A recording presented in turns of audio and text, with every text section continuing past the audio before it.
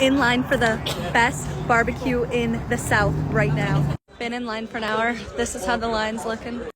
Oh. Okay guys, we got pulled pork, 3 pork ribs, and the fatty brisket is what they're known for. Then I got all the sides, pinto beans, coleslaw, and potato salad. And then we have pickles and pickled onions. Number 1, pulled pork.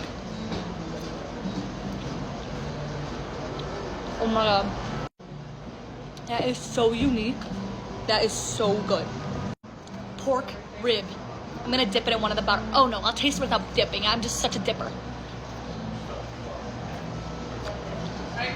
I like that better. That is so good, so peppery, so smoky. Oh my god, that's amazing.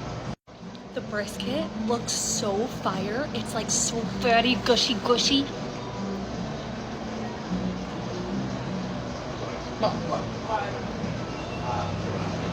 That brisket is one of the best things I've ever put in my mouth in my life. Owns both the porks. The porks are amazing, but that is like scarily the best thing ever.